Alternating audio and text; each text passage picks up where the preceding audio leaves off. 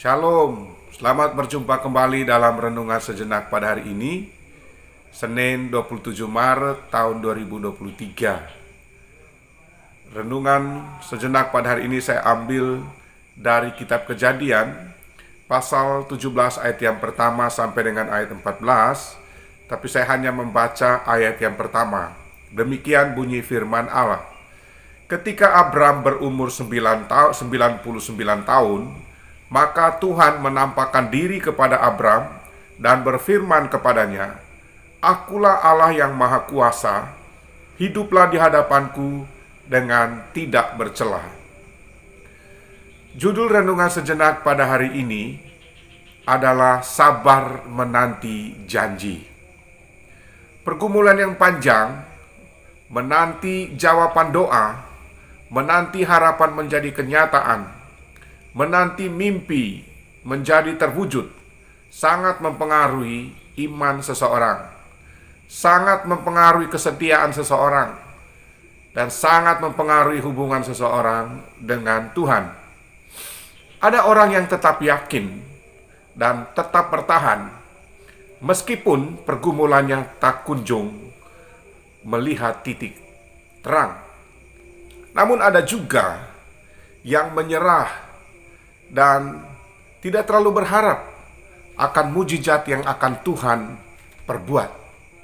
Itu sebabnya seringkali kita dengar orang mengatakan, "Ya terserah deh, apakah Tuhan mau menjawab doa saya atau tidak. Yang jelas saya sudah berdoa kepada Tuhan, saya sudah berharap kepada Tuhan. Biarlah kehendak Tuhan yang jadi." Kalimat yang diucapkan seperti itu merupakan gambaran tentang iman seseorang terhadap janji Tuhan, terhadap apa yang dia harapkan dari Tuhan. Demikian juga apa yang dialami oleh Abraham. Penantian yang cukup lama tentang penggenapan janji Tuhan membuat iman Abraham goyah. Bahkan Abraham mengikuti saran dari Sarah istrinya, mengikuti jalan aman. Ya. Kalau kita memperhatikan dalam konteks ini, sebelum Allah memperbaharui janjinya kepada Abraham, terlebih dahulu Allah menegaskan satu syarat kepada Abraham dan keturunannya, yaitu hiduplah di hadapanku dengan tidak bercela. Sama seperti ketika Allah berjanji untuk memberkati Salomo dan keturunannya melalui Daud. Salah satu syarat yang Tuhan beritahukan kepada Daud, "Jika anakmu melakukan apa yang kukatakan kepadanya dan hidup di hadapanku dengan tidak bercela, maka aku akan memberkatinya." Ada beberapa janji yang disampaikan oleh Allah kepada Abraham. Jika Abraham hidup tidak bercela di hadapannya, bahkan bersama dengan keturunan Abraham. Yang pertama, janji tentang keturunan. Dia mengatakan bahwa aku akan membuat engkau sangat banyak. Di ayat yang kedua di situ dikatakan, "Aku akan mengadakan perjanjian antara aku dan engkau, dan aku akan membuat engkau sangat banyak." Ini janji yang pertama disampaikan oleh Allah kepada Abraham. Yang kedua, perubahan nama Abraham dari Abram menjadi Abraham. Kalau kata Abram itu artinya mulia, sedangkan Abraham artinya bapa sejumlah besar bangsa. Ayat 4 sampai 6 di situ dikatakan, "Dari pihakku inilah perjanjianku dengan engkau. Engkau akan menjadi bapa sejumlah besar bangsa. Karena itu, namamu bukan lagi Abram, melainkan Abraham, karena engkau telah kutetapkan menjadi bapa sejumlah besar bangsa. Perjanjian yang ketiga adalah tentang hubungan Allah dengan Abraham dan keturunannya. Ayat 7 dan 8 di situ dikatakan, "Aku akan mengadakan perjanjian antara aku dan engkau serta keturunanmu turun-temurun menjadi perjanjian yang kekal, supaya aku menjadi Allahmu dan Allah keturunanmu.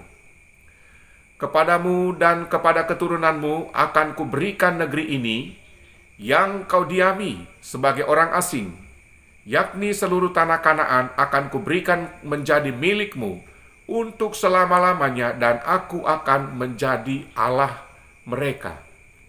Di sini kita melihat mengenai janji Allah kepada Abraham dan keturunannya. Di situ ditegaskan bahwa aku akan menjadi Allahmu dan menjadi Allah keturunanmu. Ini merupakan sebuah janji yang sangat luar biasa. Kemudian janji yang keempat adalah mengenai perjanjian sunat. Ya, di ayat 10 sampai 14 di situ tertulis mengenai isi perjanjian antara Abraham dan keturunannya, bahwa Abraham dan keturunannya akan melaksanakan sunat pada umur 8 hari. Sunat dilakukan sebagai sebuah simbol ikatan perjanjian antara Allah dengan Abraham serta keturunannya. Ada juga sunat yang dilakukan untuk alasan kesehatan. Sunat juga merupakan lambang pemisahan antara hidup yang lama dengan hidup yang baru di dalam Kristus. Itu adalah gambaran tentang sunat untuk gereja modern saat ini. Kemudian yang kelima, di situ kita melihat mengenai isi perjanjian yang kelima adalah mengenai waktu penggenapan janji Tuhan itu diperjelas. Kalau sebelumnya Tuhan berjanji, aku akan membuat keturunanmu sangat banyak.